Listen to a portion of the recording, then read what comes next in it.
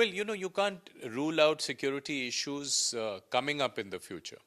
But the whole idea is to shock proof the relationship against security issues that come up in all relationships.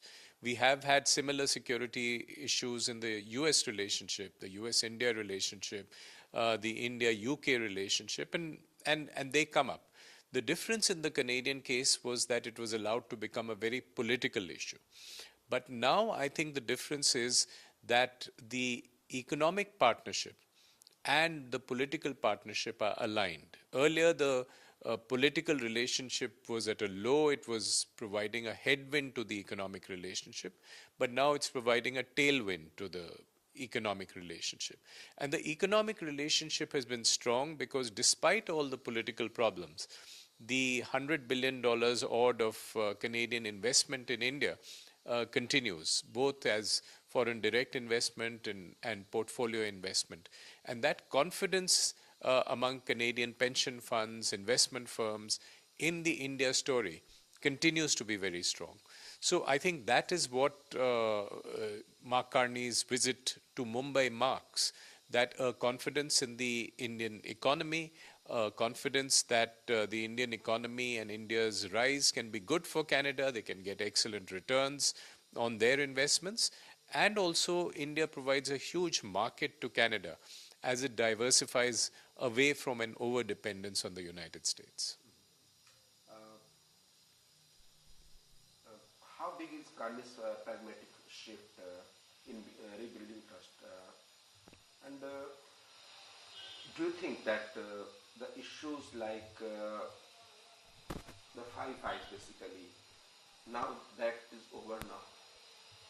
Well, it is a significant shift on the part of Canada.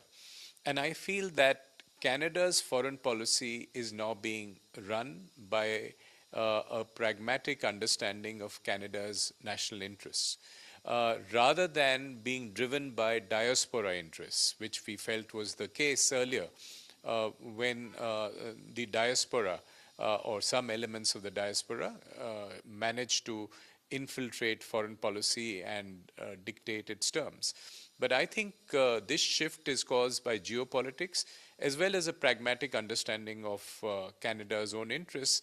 And I think this will go beyond the current Canadian regime, because I think the wake-up call that came from the South, from Donald Trump, has told Canada that it should have a more diversified series of interests. It should be more pragmatic about its interests, and India is an important part of it. So in this trip, for instance, Carney is going on an Indo-Pacific swing, right? He's going to the Quad -1, that is India, Australia and Japan. And this is a significant sort of underlining of the Indo-Pacific strategy of Canada, which it had articulated earlier, which called India a critical partner in the Indo-Pacific. It called China a disruptive power. But now Canada is trying to recalibrate that Asian relationship and, in fact, all its global relationships. This comprehensive economic partnership agreement has been one of the longest running discussions that India has had with any country. In 2010, we started negotiating a comprehensive economic partnership agreement that went through many years of discussion. When I was High Commissioner in Canada in 2020, we resumed, or we started a discussion particularly on having an interim deal. So I think now the stars are all aligned, because India has had multiple deals since then, 9 deals involving about 38 countries. Canada itself has had a number of deals.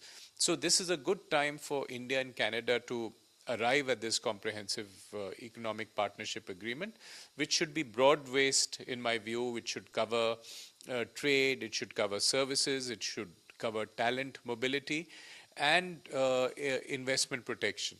So I think this discussion will probably go on in an accelerated time frame in this year, and we hope there is is an agreement we can reach. And India is very good at protecting its sensitive sectors. India has had the experience now of a deal with the EU, of a deal with the United States, and India will know how to protect its sensitive sectors. And both sides, I think, have the experience to stay clear of sensitivities. My last question, sir. How big is this uranium deal? Because we heard that both the countries may sign deal related to uranium supply. It's a big deal. The uranium deal is important for India. It's important for Canada. Canada is one of the largest global producers of uranium. And for India, it's critical to India's nuclear power program as well as India's overall energy security. So I think this deal, which is going to be close to $3 billion, will be a very important deal from India's point of view. We had a long-term deal with Canada earlier, which ran for 5 years and which expired. And then because of COVID and other factors, this relationship was interrupted. But hopefully now we'll revive this uranium deal, and that will be the most significant deal of the next decade. But even apart from uranium, there are going to be agreements, I think, in mining, in AI, in defense. Defense is a newer area of collaboration, and a whole series of areas, including critical minerals, which will lock in the complementarities between the two economies. You know, Canada has the resources and Canada has the financial capital. India has the huge market and the need for energy. And I think this complementarity will define this relationship. But again, one question, sir. We have seen what happens after the India-EU FTA.